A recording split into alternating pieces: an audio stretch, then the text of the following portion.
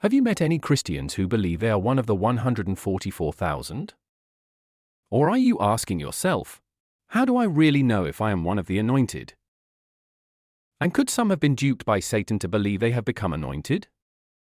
Let us examine these questions. One could start with asking prayerfully, with which group do I identify myself in Revelation 7? With the group consisting of 144,000 or the other larger group? Verses 3 and 4 say, "Do not harm the earth or the sea or the trees, until after we have sealed the slaves of our God in their foreheads." And I heard the number of those who were sealed, 144,000, sealed out of every tribe of the sons of Israel. Do you feel you are called to be part of this group, or do you feel more connected to verse 9 which says, "After this I saw, and look, a great crowd, which no man was able to number, out of all nations and tribes and peoples and tongues, standing before the throne and before the Lamb, dressed in white robes, and there were palm branches in their hands." Next you could ask yourself, do you see your calling to be one of the kings and priests mentioned in Revelation 5, where it says about Jesus Christ? And they sing a new song, saying, "You are worthy to take the scroll and open its seals.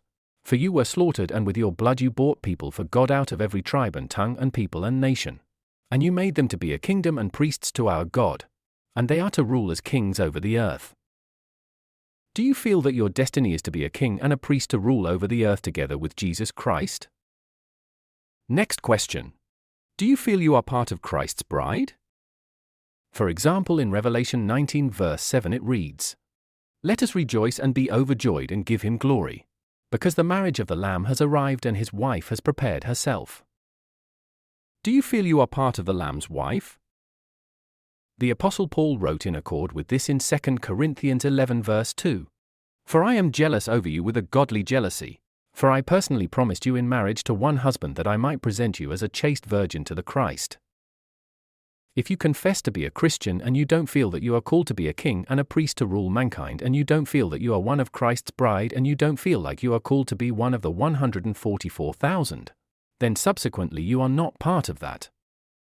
To be a part of that, one must feel to be a part of that. But could someone be duped by Satan to believe to be one of the 144,000? That could happen. Why not? Satan is after all a deceiver. We also see that after someone has been called to be part of Christ's bride, Satan might corrupt the faith of that one.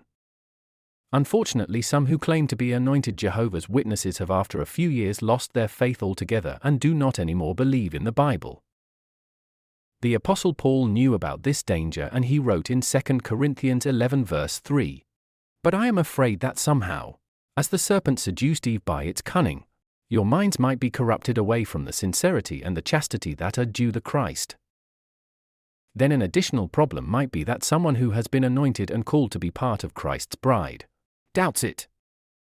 That person might be asking, how do I know these thoughts about being one of the anointed are not just imagination, or how do I know that it is not Satan who tries to trick me to assume I am anointed? These doubts can be very difficult to resolve.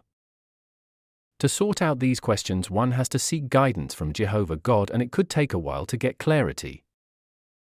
Evidently, Ted Jarrex, who later became a member of the governing body of Jehovah's Witnesses, had to do that for a while. This is what his wife told about him in the Watchtower. "Some years after we got married, Ted explained to me that he was going to start partaking of the emblems at the memorial. I have prayed about this intensely to be absolutely sure that I am doing what Jehovah wants me to do," he said. I was not entirely surprised that he had been anointed with God's Spirit to serve in heaven eventually. I viewed it as a privilege to support one of Christ's brothers. We see from this that Ted Jarrex was not entirely convinced about his anointing from the beginning. But after praying about this intensely, he finally overcame his doubts.